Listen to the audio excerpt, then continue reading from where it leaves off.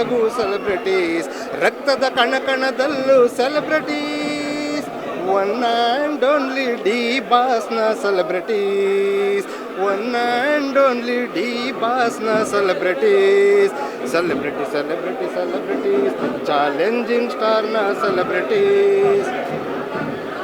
ಉಸಿರು ನಿಂತೆ ಹೋದರು ಆ ಹೆಸರನೆಂದು ಮರೆಯರು, ಉಸಿರು ನಿಂತೆ ಹೋದರು ಆ ಹೆಸರನೆಂದು ಮರೆಯರು, ಸೂರ್ಯ ಚಂದ್ರ ಇರುವರೆಗೂ ಆಕಾಶ. ಅದು ಬಾಸ್ ಫ್ಯಾನು, ದಾಸ ಆಗಿದ್ದು ನಾನು ಪ್ರೊಡ್ಯೂಸ್ ಮಾಡಿದ್ದು, ಬಾಸ್ ಆಗ್ಬೋದು ಅಂದರೆ ಅವ್ರ ಫ್ಯಾನಾಗಿ ಸಿನಿಮಾ ಮಾಡಿದ್ದು. ಈ ಫಸ್ಟ್ ಶೋ ಬಂದಿರೋದು.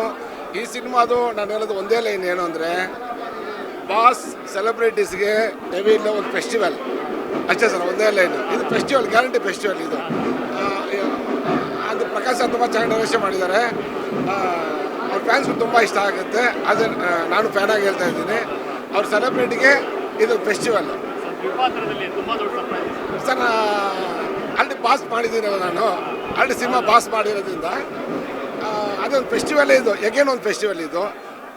ಅವರು 100% ಫುಲ್ಫಿಲ್ ಆಗುತ್ತೆ ಅವ್ರ ಫ್ಯಾನ್ಸ್ಗೆಲ್ಲ, ಅವ್ರ ಸೆಲೆಬ್ರಿಟಿಗೆ ತುಂಬ ಒಳ್ಳೆಯದು. ಅದು ಮೇಡಮ್ ಅಂತ ಮಾತಾಡಿದೆ ನಾನು, ಖುಷಿ ಆಯಿತು. ಯಾಕಂದರೆ ಅವ್ರ ಮದುವೆ ಆಗಿ ಫಸ್ಟ್ ನೋಡಿದ್ದು ದಾಸ ಮೂವಿ, ಆಫ್ಟ್ರಿ ಇದು ನೋಡ್ತಾ ಇದ್ದೀನಿ, ತುಂಬ ಖುಷಿ ಆಯಿತು. ಆಲ್ ದ ಬೆಸ್ಟ್ ಡೆವಿಲ್ ಟೀಮ್ಗೆ, ಒಳ್ಳೆಯದಾಗಲಿ.